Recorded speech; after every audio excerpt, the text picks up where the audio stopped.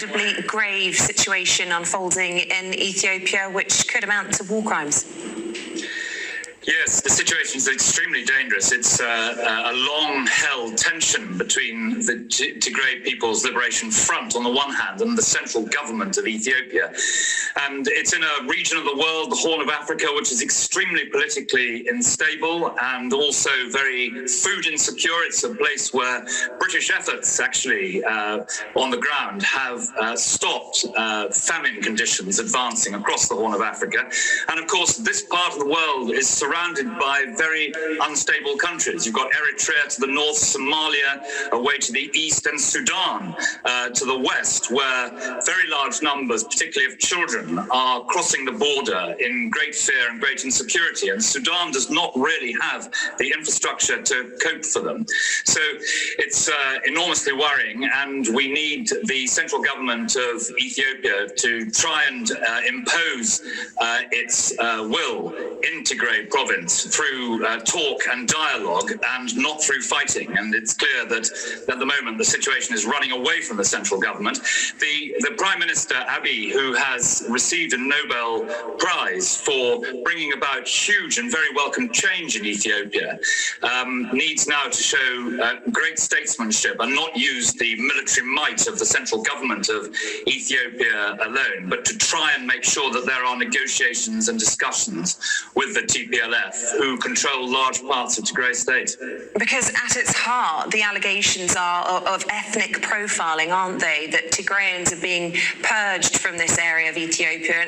And of course, as you say, it really needs a statesman-like approach to try and calm the situation down desperately, urgently.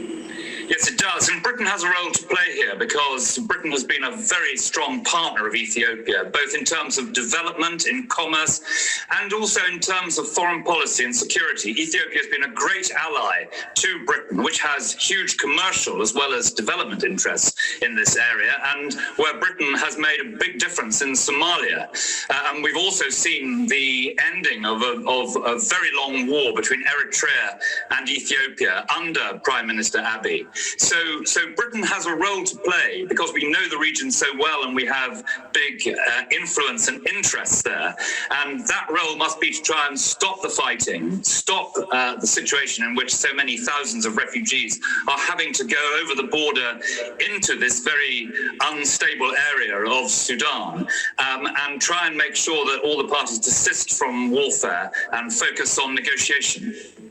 Mr. Mitchell, whilst I've got you, I have to ask you a question about what's going on here in the UK, your own view on the departure of Mr. Cummings and the direction you'd like to see the Prime Minister taking as he reshapes his top team.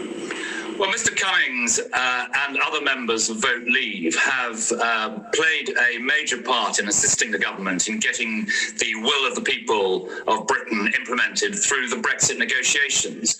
And those negotiations, I am sure, will come to a successful conclusion in the next couple of weeks. So there is now a chance for the Prime Minister to draw a line and to move towards a post-Brexit agenda, I hope.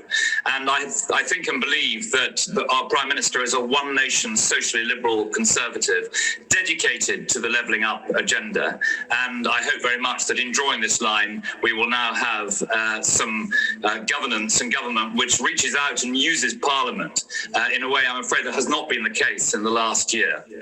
Do you worry, though, that Boris Johnson might be a little bit rudderless without the men who have guided him thus far for so many years now? No, I think there's a change coming, which is the post-Brexit era. And I think the Prime Minister is fizzing with ideas about what to do. And he set it out very clearly in the levelling up agenda. So I'm not worried about him being rudderless at all. But we do need to have good relations between the Conservative Party in Parliament and Number 10. And we need to have, a clear and guided post-Brexit government, which, while it's tackling the COVID crisis, has also got an enormous number of economic issues. And a steadier, more respectful, more united approach towards the parliamentary party would, I think, be very welcome.